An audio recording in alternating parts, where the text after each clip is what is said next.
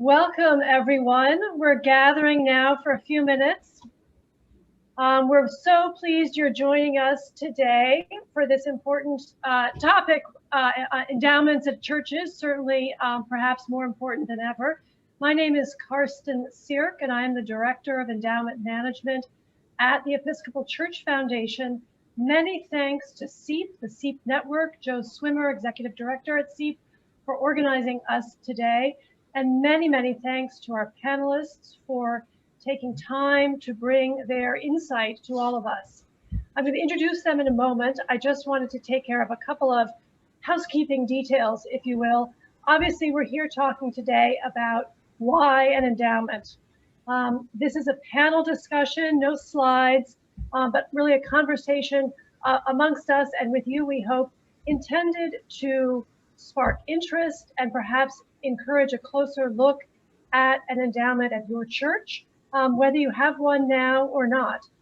We invite you certainly to write in with questions as we go. I'll do my best to moderate those.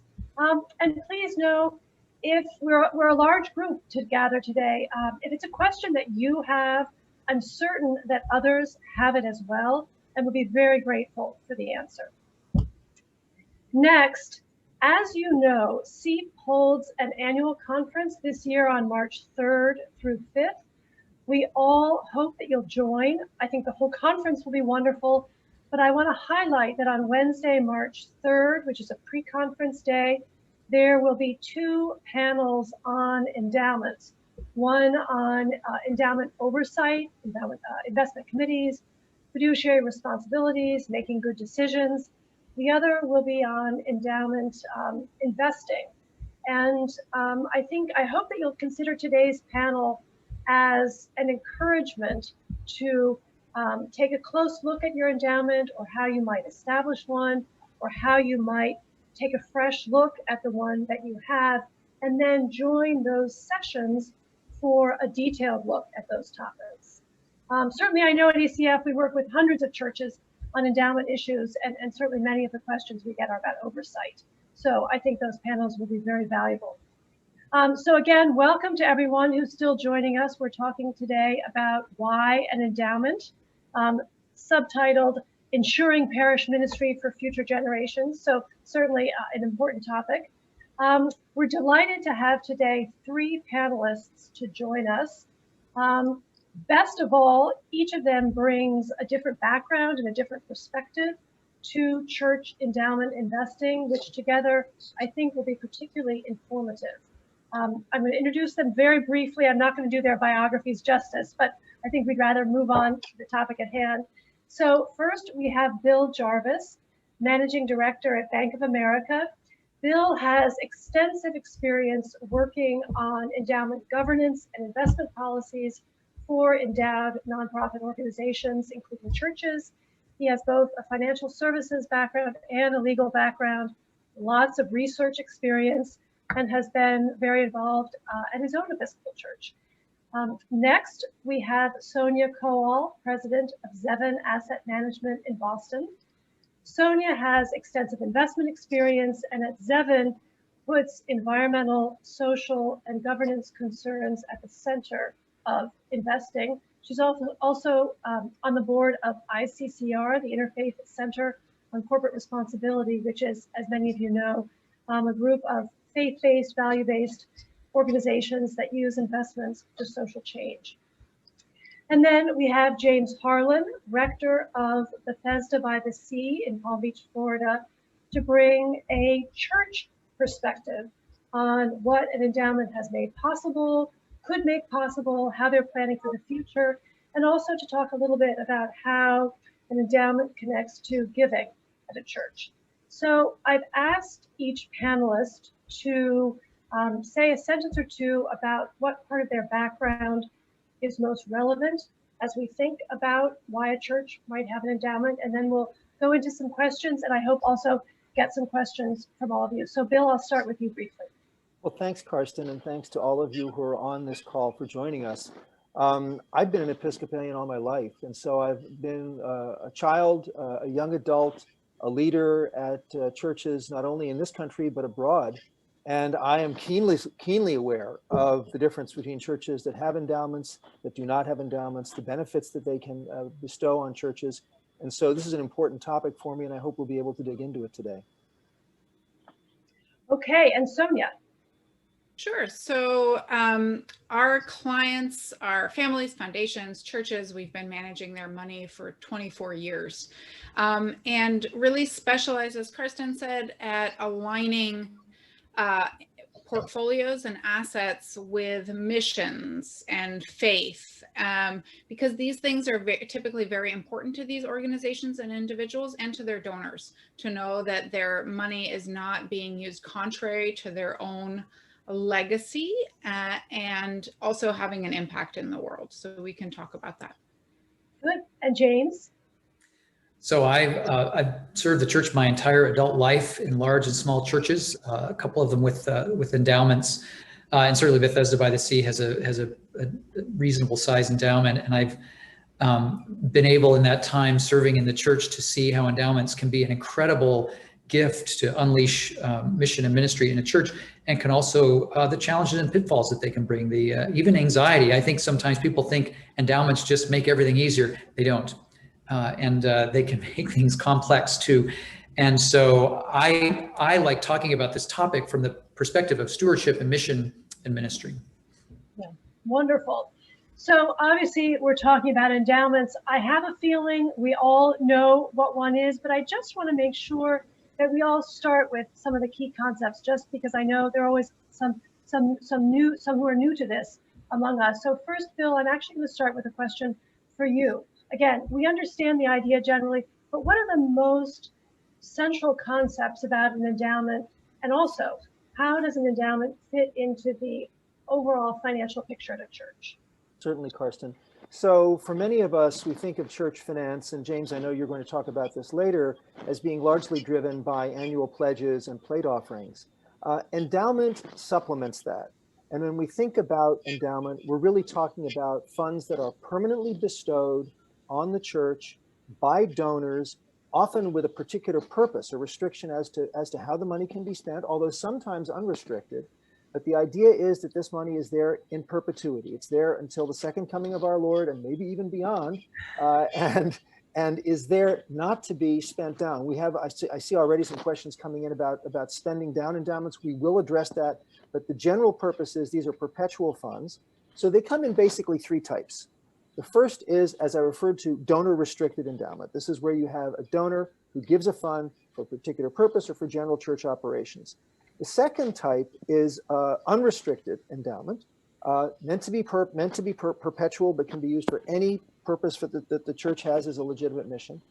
And then the third is a little more nuanced, and this is what's called board designated endowment or quasi endowment, which may occur if the church is running an operation that generates a surplus. You may have a bookstore, you may have a nursery school, you may have something that actually generates a small profit. The vestry may elect to take those monies and vote to create them and invest them as if they were endowment. That's, as I say, called board designated or quasi endowment. In every case, these are permanent funds for the support of the church. Now, how does this fit into church finance briefly? Well, we talked about pledge and plate. What can endowment do for you? One thing that unrestricted endowment can do, or purpose designated if it's for this purpose, is to support the general operations of the church. That would be paying the heating bills, supporting the grounds maintenance, maintaining the building, maybe even replacing that boiler when it goes out, if you thought in advance about that. But so in addition to operating budget and capital expense, as I mentioned, endowment can fund some of your special programs. You may have a strong music program, as we do here at Christ Church in Greenwich, Connecticut. We have endowments that support the music program, or that support maintenance of the organ, or that support maintenance of the enclosure of the organ in case it decides to leak. You may have endowments that support key positions. So you may have, for example, the rector and key staff salaries begin to be endowed, which enables personnel to be maintained over a continuous basis. And then finally, you may have new efforts, things that the church has wanted to do but has not had money to do. Faithful people get together and say, yes, we will provide endowment to support that. So you can see it's a broad concept, but it goes into these very specific areas of parish operations and can be very supportive of them. Yeah, super. Thank you, Bill. So Sonia, my next question actually is for you. So obviously these funds are invested. Can you just touch very briefly on some of the key concepts around investing an endowment fund? And also, I think, what's most important in that to make sure that you explain to your congregation? So I think there's a couple of key questions that investment committees really need to answer to be able to answer the questions around the endowments and how they're invested. So, you know, you need to be clear on what percentage of your operating budget you're expecting your endowment to support. You know, you need to think about how predictable and steady church expenses are and sources of income. You know, and as Bill said, you know, is this pool, this investment pool, is it intended to be perpetual, or is it intended to be spent down over a number of years? And you can have different accounts set up within the endowment to have different purposes and different outcomes.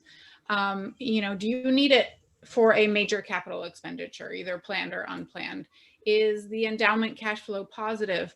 You know, does it add more to the endowment from gifts than it draws each year? So, you know, for example, a parish that's heavily dependent on its endowment and committed to very costly near-term capital projects is going to need to establish much more conservative guidelines than a parish with strong cash flow and no significant short-term planned expenditures. So the answers need to be discussed, they need to be written down, and that tends to be part of what's called an investment policy statement. And I think that's something that we're going to talk a lot about more in the pre-conference and the endowment track there. But that is that helps guide investment committee members and vestry through that investment decision and set up a plan to spell out strategic aims for the funds. There's going to be a lot of governance that's also important in an investment policy statement. You're going to need to have very clear roles and responsibilities. And transparency, I think, is a really big and important thing that I think we'll focus on later in this conversation. But to be clear to donors, to be clear to investment committee members and to boards who is responsible for what and who makes certain decisions. I think, you know, in terms of investing, typically much of the endowment will be invested in the stock market. In the short term, the stock market can be very volatile, but in the long term, it trends higher. It has done.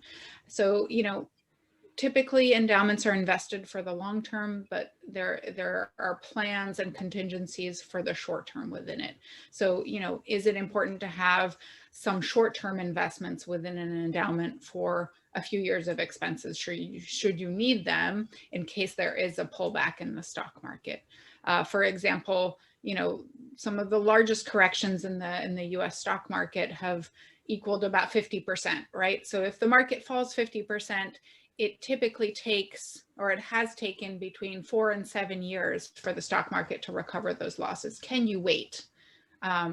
So these are the kinds of things that investment committees and their advisors will need to think about. And then there's also tensions that maybe Bill will discuss a little bit later, or James, between growing that endowment for the long term and spending on church activities at the expense of future beneficiaries. So all these things are important. There are no right answers, I don't think. So lots of food for thought and for discussion. Yeah, and no, thank you. And that's certainly going to be a focus of the March 3rd pre-conference sessions as well. And certainly I really want to echo the sense of being transparent about your choices and really using that as an opportunity to build trust from all the people who come to church with you every week, that you would be good stewards of any future gifts. So really, I'd like to turn now to James to talk about how we should start to think about what an endowment can make possible from a church perspective. What does your church use the endowment for? Has that changed? What have you seen elsewhere? I also want to give you a sneak peek of one question we're getting in, which is, again, something we talked about before we started, this sort of deliberation between using for operating expenses and not using for operating expenses and keeping endowment only for mission and ministry. Right, and that's been for us a sort of an ongoing question. So at Bethesda, we have our endowment actually is in several different pots, as you know, as Bill alluded to, and Bill, we frame it a little differently, but I don't think it's terribly different. We talk about endowments having restrictions in how much you can spend and restrictions in what you can spend it on, and then of course a donor can make that restriction or the board can make that restriction, and so. We have endowments that are restricted on how much we can spend of them, and we have, you know, the typical 4% or whatever draw on them. We have one endowment that's specifically for to be used only for preservation of our buildings and grounds, and it was created. Interestingly, ours was created specifically to relieve our operating budget of the outsized burden of this very expensive building, realizing that as we were going on. The preservation of this historic building was going to become an unreasonable size burden for an operating budget to carry, and I think it's, you know, we made a decision, speaking directly to Calvary Stonington's question. We made a decision that was a burden that the current congregation shouldn't have to bear alone. That we're caring for this building not just so that we can have coffee hour on Sunday mornings or a youth lock-in on Friday nights or worship, but we're doing it for future generations. And so having an endowment that enables that, for us, we thought was a good thing. Not only the capital projects, certainly those, that endowment can produce funds to replace a roof every 30 years and those kinds of things, but also to pay for landscape maintenance and painting walls and all those other things as well. And we actually do have what we call a common endowment, which is restricted in how much we can draw, but unrestricted in what we can use it for, and it just applies to our operating budget. Interestingly, I remember a couple of years ago at the CEEP conference having long conversations, a really good program about alternative sources of funding, because one of the realities that we know is coming for churches is that coming generations' understanding of stewardship and giving and philanthropy and all that is different, and we're not likely to be able to expect the same levels of annual giving as we have in the past. And so we had this great program about alternative sources of funding and using buildings to open schools or retail or rent out parking lots or all these kinds of things. And I remember chuckling about that because Bethesda would be allowed to do none of those by the town of Palm Beach. And so for us, the only alternative we have is endowments. And so for us, it's never been a huge debate. We've never been uncomfortable using our endowments to subsidize parish ministry and mission. Mm-hmm. I have a follow-on question for you, which has come from someone who is watching. This is a church that has received a large bequest that I believe has to be used up within 20 years. Any thoughts there about yes ideas? Yeah. I have a bias about this, and it's only a bias. I don't know if it's, you know, Bill and Sonia may have different opinions in terms of sort of investment best practices, but my bias is if someone asks me how best to give a gift to the church, the best way to give it is with no restrictions at all. And I'll tell you why. I served a church that had money that had been given to put flowers on the altar 2 times a year, and that fund had grown to some $50,000 or $75,000, and we could use it for nothing but flowers on the altar a couple of times a year. And what it became, it was a nice gift when it was given, that became really bad stewardship in the long run. And so who knows what we're going to be doing in 20 years? I wouldn't want to assume that we have to spend that down in 20 years if the right thing for the parish, you know, in the wisdom of the vestry 10 years from now is to do something different.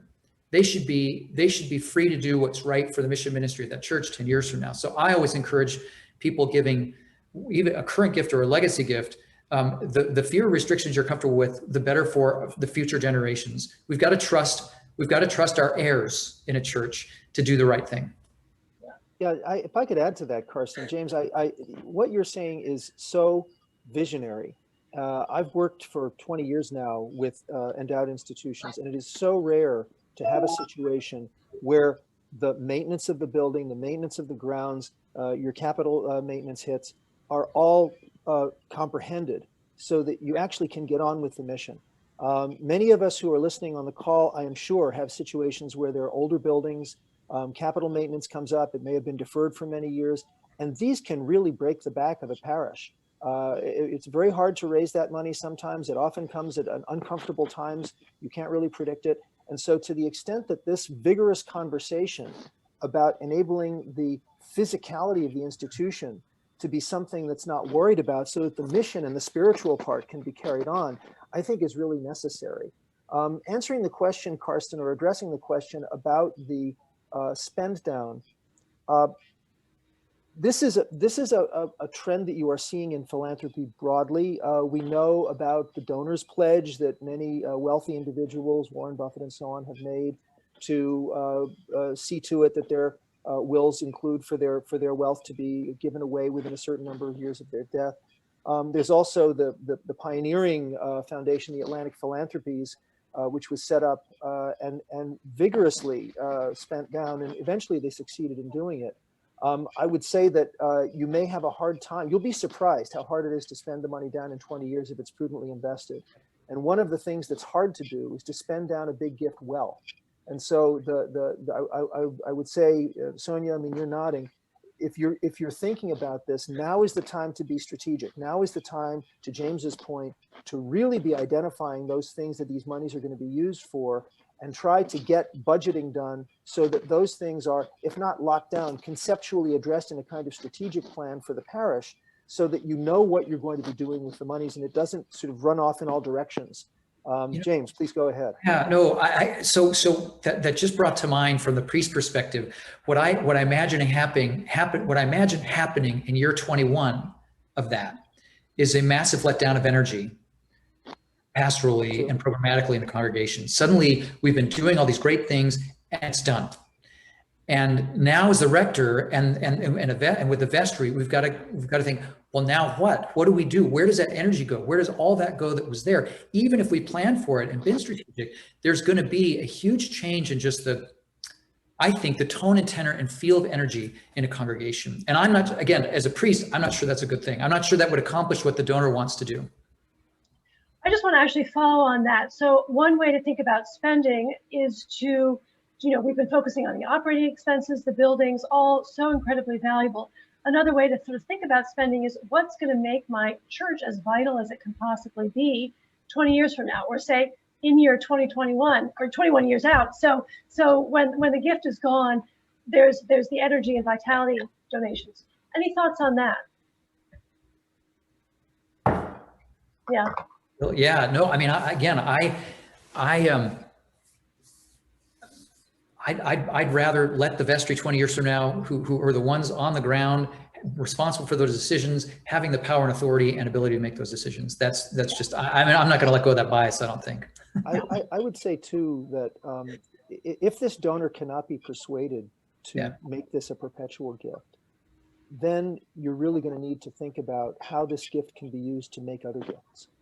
Right. And the way that is done is by very visible, transparent, prudent stewardship of that gift as an investment matter and as a spending matter, so that other donors look at this parish and say, yes, I want to be affiliated with that. And unlike this donor that's given the spend down gift, I want mine to be perpetual. So that ideally, James, to your point, or Karsten, to your point, in year 21, you segue in and there's support there to continue doing the things that have been built on.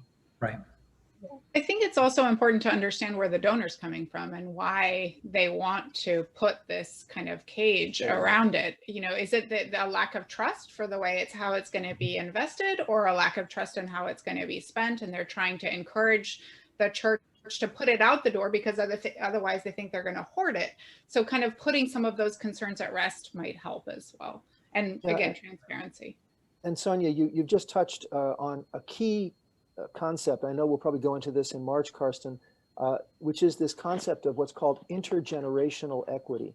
When you're thinking about permanent investment of endowment and spending, the idea is this balance between the crying needs of the present, there's a world full of hurt out there, and the unspoken needs of unborn generations who will also have a need for support. And that is crystallized in investment terms by saying that the spending you do now should neither advantage nor disadvantage those future generations. And what you're trying to do through your investment and spending program is, after the spending, after the expenses, to maintain the inflation-adjusted purchasing power of that endowment out over market cycles, not necessarily every year, but out into the future. So Sonia, to your point, this is a donor conversation. It's you know, what are they trying to achieve? What is in their minds? What is their fear? And how can a prudently governed investment process perhaps assuage some of that fear? Yep. And you're going to have to help your priest have that conversation with that donor, right? That's going to have to be a team effort kind of thing to do well, because there are parts of what that donor is thinking about that that Bill or Sonia, you would speak to way better than the parish rector would. But there are parts that you know, you got to have that conversation with the heart too, that the priest has to engage them in. It's got to happen on those multiple levels, I think. Yeah. And you know what's interesting for a church too. Oh, go ahead. Just one. I would say too, though, that the age in which we live is an age of changing attitudes toward wealth, and it is particularly one. I'd be interested in knowing the generation of that donor. Because I edit a study that we do every year that will be coming out again this year of philanthropic behavior by wealthy individuals, a study of philanthropy. It'll be coming out in the spring and the full report in the fall. But what we see is my generation, baby boom generation and greatest generation, behaving very differently philanthropically from, for example, millennials and Gen Zs. And that those latter groups, if they come into money, or if they make money through their own entrepreneurship, they are very interested in putting it to work aggressively now and seeing the results now. They're much less interested in perpetuity. And this is, James, to your point, a conversation that has to be had. It has to be had frankly and openly. And I would just weigh in and say it's a wonderful opportunity, should you be in a situation where you're spending down in 20 years, to talk extensively about what that gift has made possible and what the vision is, because there may be other like-minded people in the congregation who would be inspired or perhaps could be guided to leave a gift in perpetuity, just depending on their need. Before, I want to turn to Sonia for an investment question, but I first want to just touch very briefly. We did get a question, very detailed question, about what is the third type of endowment. I think that refers back to the very beginning when Bill was talking about a couple different types. So that's sort of what we call often a quasi-endowment. And so board designated. So it's something that wasn't designated by a donor to last in perpetuity. The board decides, you know what, this is a pot of funds that we want to set aside and treat as if it's an endowment. He mentioned, I forget, maybe a surplus or something, but it can also happen if a church owns a building and sells it, for example. Rents, nursery school tuition, that kind of thing. Yeah, exactly. Or if you just sort of get a bequest in a will that comes just to the church, not to the endowment of the church. You have some flexibility there. So I hope that answers that. So Sonia, I want to ask you a question. So certainly you work extensively in ESG investing and really prioritize that. So that's investing with an eye towards environmental, social, and governance concerns. So that's an investing decision, but also very interesting topic to talk about the church and connect to church mission. Could you talk a little bit about what ESG investing can do for a church?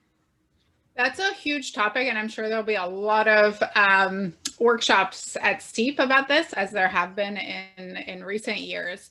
So, you know, it's all about good stewardship at the end of the day, and including creation care in your investments.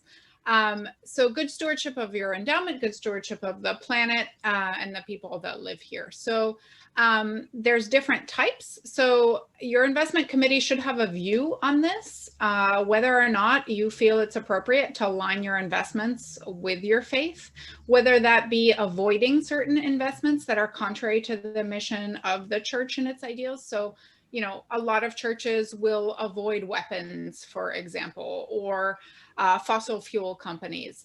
And they can favor investments that further their mission. And, you know, there's a whole discussion behind each of these kind of fragments. You can choose investments that help you be an active owner, and those that do a better job at being good stewards of their own businesses. There used to be these conversations that if you choose this type of investing, you're going to lower your returns. That has been debunked over many years, but that message still has to get through to some investment committees.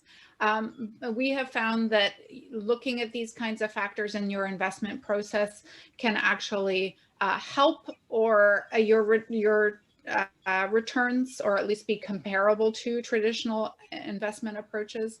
But these things should be discussed and documented within your investment committee. And again, a competent advisor or manager should be able to help you with these discussions. Thinking about this also, or kind of implementing a responsible investment policy, can also have the benefit of keeping your donors engaged, and knowing that their money is furthering the mission in the way that it is invested. And, you know, Bill was talking about those younger donors. This is especially interesting for them.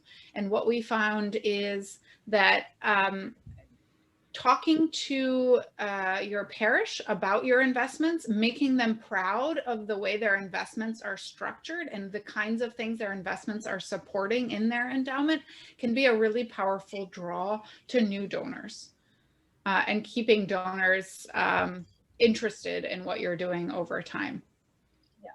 Yeah. I have a question for that, for Bill, sort of connecting that a little bit. I mean, investment committees, you know, we at ECF, we work with a lot of investment committees. They get very focused appropriately on exactly how they're invested, how they're doing that. Oversight is essential. But help us step back a little bit, and how do you get an investment committee to start to think broadly about the mission, most broadly, of endowment funds? So the first thing we know is that the money does not belong to us, right? And that's the egotism that has to be left at the door. It belongs to the church. It belongs to the church's mission of faith and societal action. So when you're setting up an investment committee, it's very tempting for a vestry to simply say, oh, here are the smart bankers and the smart investment related people. Let's just put them all on the committee and that will be that. Or successful business people. But an investment committee, like a vestry, needs diversity. It needs diversity of life experience and lived experience. It also needs diversity of expertise and perspective. A strong chair is not afraid of that diversity. A strong chair is able to bring that in and make it work to the benefit of the decisions that are being made. And so, Karsten, when you think about the composition of the committee and its alignment with the mission of the church, this is something where the rector and the vestry chair, the senior wardens, excuse me, should be thinking strategically within and even without the parish as to who in the community can be recruited and perhaps discerned over time, so that you are able to get not only the committee that you want and build it, but also be thinking about, as terms expire, perhaps after 3 years or so, and you get new people on, how they can be brought in productively and not simply brought in to say, well, I'm here to make some changes, I'm going to upend everything that's been going on. This then circles back to Sonia's concept of radical transparency. Here in the Episcopal Church, I can say over my lifetime, we've gone from we never ever talked about money to now we pretty much talk about money some of the time. In Christchurch at our annual meeting, we actually show everybody the budget. And we also have a report by the endowment committee that says what we're invested in, Sonia, to your point, and people can examine that and critique it. And so there's nothing to see here, right? Everybody has been informed, everything is out there, and we try hard to be proud of it, right? So from that perspective, Karsten, this plugs into that hinge point between governance and mission, right? Where governance is preeminently aligned to mission. Governance is also transparently in aid of mission. And so when you're thinking about an investment committee, this is what I would think you need to do. Now, in terms of endowment investing, we know that it's different from personal investing. And this is where you've got to do your discernment right. You may have successful personal investors in Palm Beach, James. I'm sure you've got a ton of these folks who will say, oh, well, I bought such and so, or I did this thing and I made a lot of money. And there are big differences. Two of them are very important. One is that humans are mortal and taxable. The church is immortal and tax exempt. And those are two big differences in terms of how you invest and the way you have to think about this.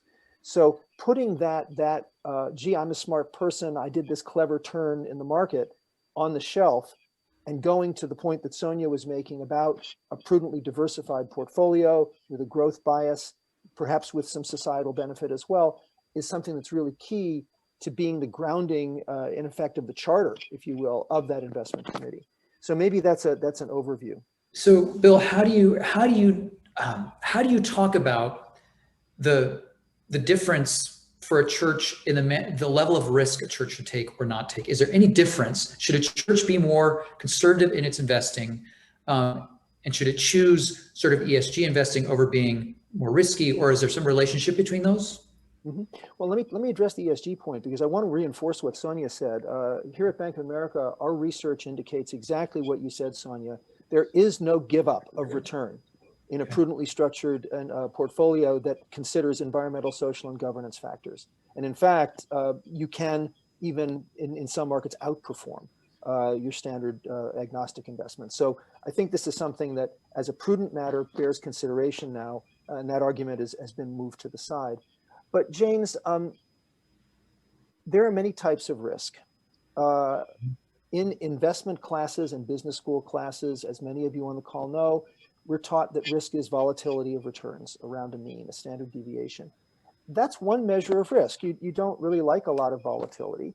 It's one reason why the great endowments, the great university endowments, are well diversified. They have many eggs in many baskets, and some of them have even gone into investments that by themselves might be risky. So for example, hedge funds or venture capital, but when put into a portfolio, they brace against other things that are more volatile. So when we think about a simpler portfolio, one that would have, for example, just US stocks and US bonds, things you can buy and sell on the market every day, that has fewer independently correlated sources of return. And so it could be more volatile than a well-diversified portfolio, which has some of these things in it that, although they might individually be risky, put into the portfolio as a whole tends to brace risk. I will also say over time, and this is something that my research has shown, and it's not just me, it's many, many other people, the risk that you have this year, stretched out to next year, stretched out to 10 years from now, stretched out to 50 years from now, tends to converge. And so the thing that will win you through here, if you're a church, this is where governance becomes very important. And Sonia, you referred to an investment policy statement. The investment policy statement is your sword and your shield. It is what enables you to define the territory you're going to occupy through your investment practice. And it also defends you against bad decisions at times of crisis, when people rush into the room with strong voices and say, this time is different, we have to do this radical thing now, forget about the policy. So getting the policy right in your highest and best and calmest moments saves you from those emergency decisions and enables you to say at that time, like last March, when things were falling through the floor, no, this is the set of decisions we've made. And in fact, we're going to, introducing a term, rebalance the portfolio, if you have the agility to do that, so that we get back to the targets that we've been distorted from. And we're going to continue on with this because the world is not going to come to an end. We know things are going to converge over time. And that volatility does narrow over time. And churches are uniquely equipped institutionally to have that perspective. The challenge is to get that into the governance process and into the minds of the people who are actually executing it. I'm sorry. I don't think you can overstate that. As humans, we're so vulnerable to being more fearful and risk averse at times of market stress. And that's the worst time typically to change what you're doing. So that investment policy statement is it's designed to thoughtfully consider these kinds of risks that you should be considering when times are calm, to prepare and then protect against those risks when they're not. And committees that really stick to that, I think, are much better placed to ride out those storms. I would also say, James, that in this, excuse me, just one second, in this day and age, there are very powerful and really universally available financial modeling tools that can be used to show out, say, a 15 or 20-year horizon, what a given set of investment portfolio structures and spending practices is probabilistically likely to yield for you. And so it's not a predictor of the future, but it makes use of what we know about the correlations between different types of investments and what we know from the past to give you a better view into what is likely to happen. And so it's a tool that the investment committee, reporting to the vestry, can use to say, all right, here's a spending level that we think is prudent, given the level of risk that we as an institution are willing to take, or to say, No, we are, to the point you were making earlier, well-resourced in terms of flows that are coming in. Let's dial this up a little more. And when those bumps in the road come, we have our policy statement that says, yes, we accepted that, because over time, we are showing ourselves coming in with a higher return that will benefit the parish. Yeah. No, this is such a great topic. And, I again want to emphasize that we are having, CEEP is having on March 3rd, a whole session, more than an hour, I believe, an hour and a half perhaps, on endowment investing. And I think, I'm hoping that we can pick up right here with some of those questions then. And certainly it'll be interesting this year because of, what we've been through in 2020, really, I think, bringing home some sense of market volatility and how that feels, and really helping what we've experienced to help us think about investments. I want to switch a little bit to go back to the communications piece, talking about an endowment at a church and connecting it to giving. And so, James, I'm actually going to turn back to you and ask a little bit about whether an endowment is a threat to giving, strengthening giving. And I want to flag a couple of questions that we've gotten fantastic questions. They're actually going beyond my screen here. But how do you balance giving when the congregation is aware that there are funds invested? In this case, it sounds like perhaps the church has never had invested funds before. And also when giving is already a little bit challenging in this year. I don't know that there's a formula or an answer to this, because I think so much of it is culturally bound as well. And so not every church with an endowment has the same culture around that endowment as every other church. It depends on whether that endowment's been there for 50 years or 5 hours, and it depends on a lot of other things. But I will say we wrestle at Bethesda, and I don't know that we're always successful with this, but we wrestle with the perception. Our endowments, like I said, it's decent size. We have about $15 million under management. So it's a decent size endowment. It's not huge. But the perception is we have all the money we'll ever need. And so we have to communicate regularly, and we try to do it verbally. We try to do it in, graphically and in all kinds of other ways. How much of our mission and ministry is funded by annual giving and what that looks like. And so I think a huge piece for me, at least, is teaching about the theology and spirituality of stewardship, that while there is often a motivation to give because there's a need, there should be a motivation to give for Christians because it's what we do. It's part of our spiritual life. There should be the same, we should be motivated to give, just like we're motivated to receive the Eucharist, just like we're motivated to pray, just like we're motivated to do all those things that grow our spiritual life. And so I try to work, like I said, I'm not sure we're terribly successful all the time, but to do so, teaching about the theology and spirituality of stewardship, and also some of the nuts and bolts of what we're actually trying to do. I love the term, radical transparency, but telling people here's where our giving is going, and frankly, I think I need others in my parish to talk about their own journey of giving. It's got to be personal too. It can't just be about millions of dollars. It's got to be about the thousands of dollars that matter to me and why it matters that I give them to the parish rather than my country club or something else wonderful that I could do. All kinds of good things I could do. And so I think we try to approach that on a lot of levels and are trying to change that culture, the culture and the sense, at least at Bethesda, that we have all the money we'll ever need. We're such a rich parish. There's someone wealthier than I who will write a check for that if it's really important, is kind of the disposition here. And it's a challenge, but here's the thing about it. That would be challenging whether we had an endowment or not. To me, those risks, those difficulties, the relationship between an endowment and annual giving is so organic and malleable that I think sometimes we think, oh, we'd be better off with an endowment or we'd be better off without an endowment. I don't think that's necessarily either one the case. How are we going to deal with stewardship? How are we going to help people find the gift of good stewardship and practicing them? Yeah. There's another question that sort of takes the same opposite side of the same coin. Can you talk about managing communications around a very large bequest? So you get the bequest, right. How do you then talk about it so to make sure that the other people in the congregation are thinking, oh, well, problem solved, we're set. Any thoughts there? Well, best of all possible worlds, you can communicate about it in the giver's own words. So best of all possible worlds, you know that bequest is coming before the person dies, and you receive it, and you've taken some notes, or remember what the person said about why it was important to them and what the church meant to them and why that mattered to do it. And you can share some about how that giver, interacted and supported the parish in their life, and how they would expect others to do that too.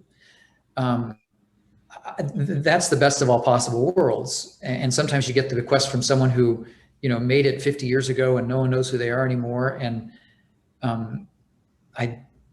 I'd probably start teaching about, Jesus saying, when you give alms, do not left hand know what the right hand's doing. What a gift it is that we don't know this person, and yet this place still mattered to them. And what do we do with this? And I think there's got to be some, again, radical transparency and creativity in communicating about that. But I would say the bottom line for me in communicating about that is, can this huge gift empower us and help us expand ministry, not just relieve some of us of another responsibility? Can it expand what we're doing, and can we expand our vision? One of the things I often say is that, it's easy to think there's not going to be enough money to do what God's calling us to do, but there will be to do what God's calling us to do. On the other hand, there should never be more money than we can imagine what God can ask us to do, because God can ask us to do way more than we can imagine. And if we're feeling like we've got this massive surplus and not enough money, we are not being creative or imaginative or faithful. Yeah. There's a third sort of related question. I'm actually going to stick here because I think it's very interesting. And maybe, Bill, I'll have you pick up here because I see you nodding so much.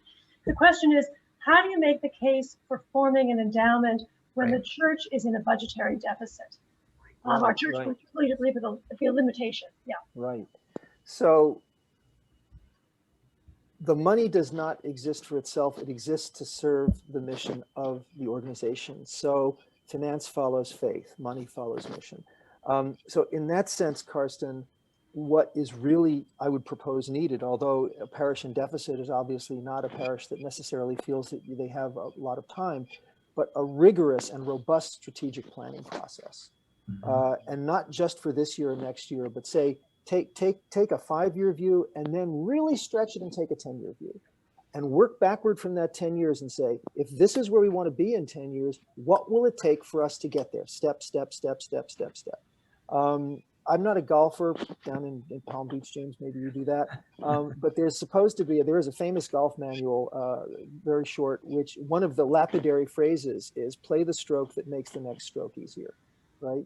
And so you've got to think back. Don't try to make that whole leap at once, but get to the point, Karsten, where you're here now, you've got this parish that's in deficit. You don't want to go out of business. You don't want to close the church. You don't want to merge with somebody else. All right.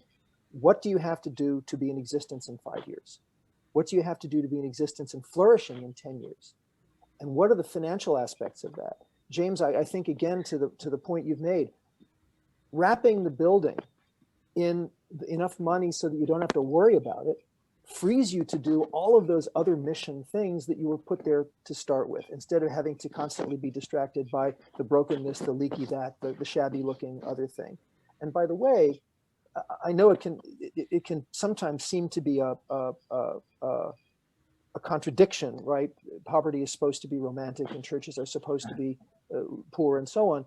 But shabbiness is never that interesting, right? And if you're trying to grow a parish, you want to be clean and well painted and well kept. And you want the grounds to be well maintained, not luxurious, but so that when people walk in, they say, "Yeah, this is nice. I want to be here." Right. And we're human beings. We're susceptible to that. We're not going to be seduced overly by it, but it's something that's kind of a grounding exception, a grounding proposition, as opposed to having people come in and say, "Wow, these people have got some problems." It's the rare person who walk in and say, "These people got some problems. I'm going to write a check to help it all." Most people will look around and say, "This looks a little big for me. Think I'll find a place that seems to be in better shape." And that's a cruel thing to say, but I think it is something that a sober and mature vestry would have to consider.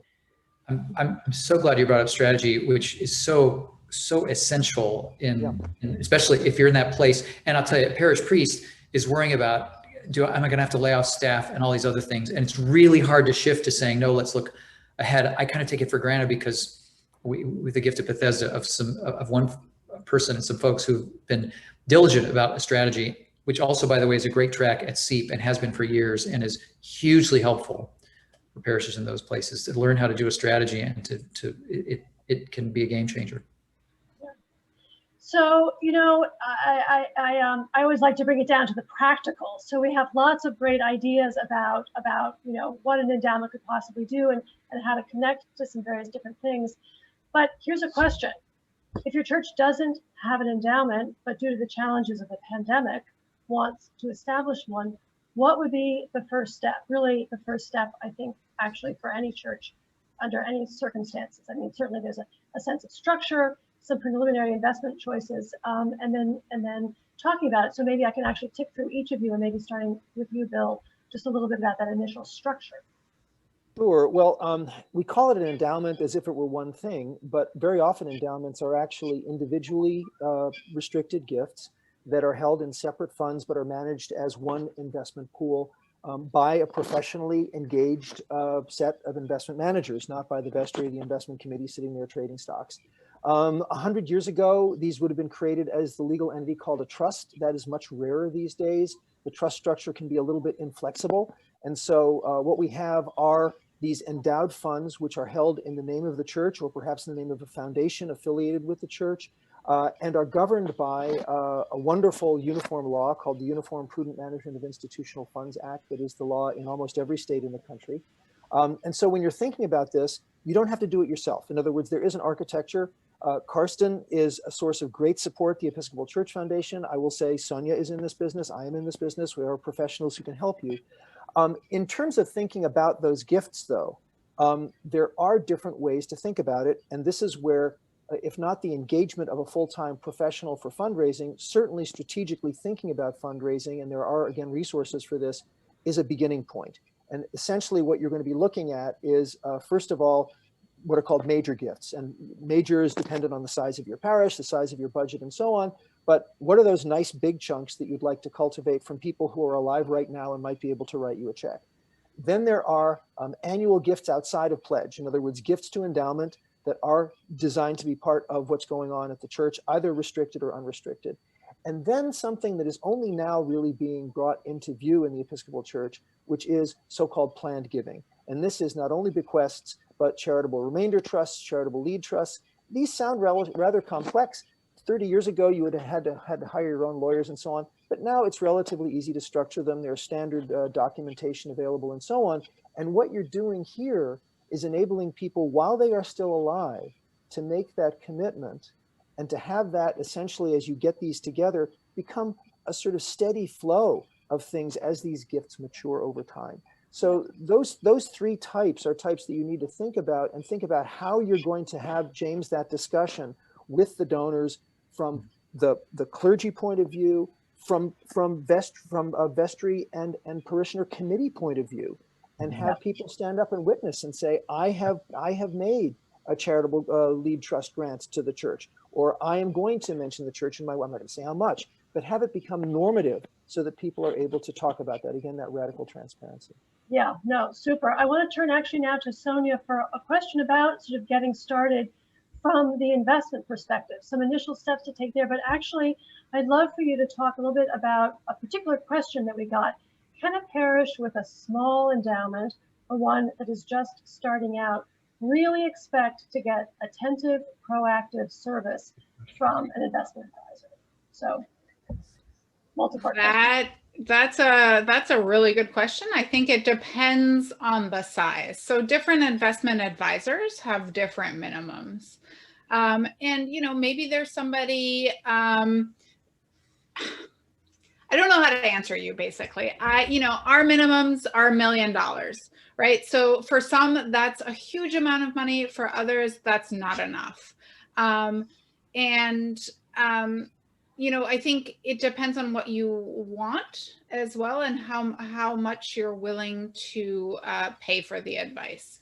So, I would try and find a reputable professional to help you. There are financial planners, for example, that might be able to help in the first instance, but really you want somebody outside your investment committee that will keep looking at your kind of asset allocation, making sure that it's appropriate. So kind of one-offs I don't think is a great idea, nor is using somebody within your investment committee to do that, because it's often it's hard to separate, especially if some poor decisions were being made. Sometimes churches can band together in pools, and that might be something that, you know, if you have, you know, a small amount of money to invest, you know, tens of thousands of dollars, that you can pool your money with other churches for similar goals, and invest it that way for growth. You don't have to necessarily invest with active managers. You can invest in passive funds, and that might be a way to get around some of the fees associated. Would investment managers have pooled funds like that? Like if I called you and said, look, I don't have that much and I don't need to have a custom tailored, very detailed investment plan because it's only X hundreds of thousands of dollars, but can you put that with some other funds you're managing with this rough, you know, this general sort of philosophy and do that for us? And would you say, sure, that we can do? Exactly. Exactly. Yeah, that is a much easier lift for a lot of investment managers and advisors than, you know, having a very tailored approach to each church. And so that might be better for smaller churches. And that's certainly something that we at the Episcopal Church Foundation do as a mission-based nonprofit helping. We help the small and the large for that very reason.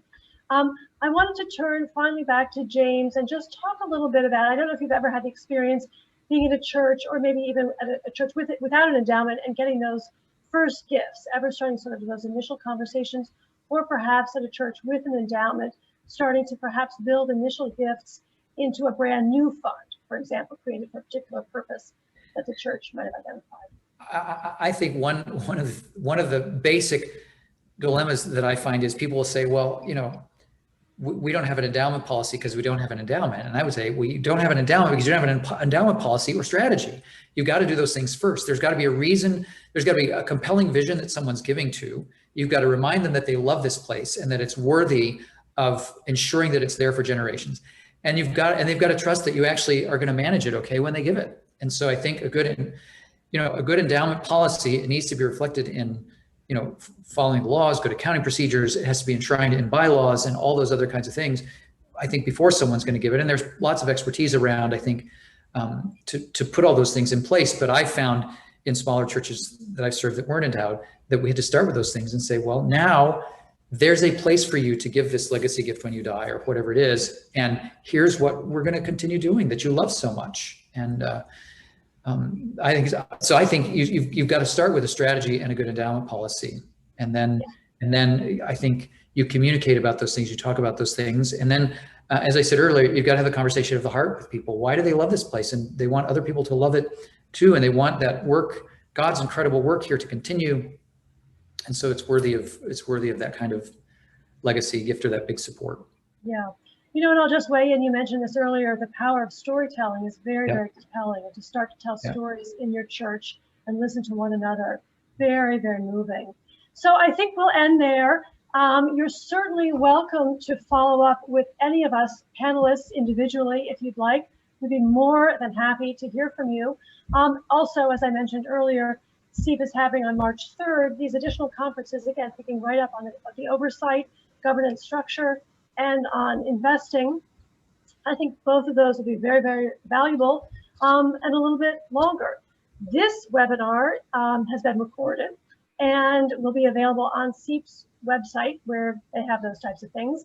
There'll also be there an interesting article from Bill Jarvis and Bank of America with some of the sort of fundamental guidelines for being the role of nonprofit leaders or investment committee leaders, perhaps some interesting background for all of you, especially thinking of all your questions, because you're a good group of questioners, thinking of all your questions between now and March 3rd. So many, many, many thanks to our panelists, James, Sonia, Bill. Such a delight to have you all here today.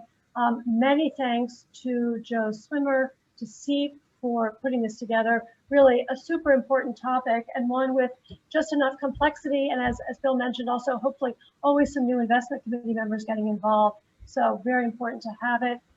Thank you again to all of you for joining us.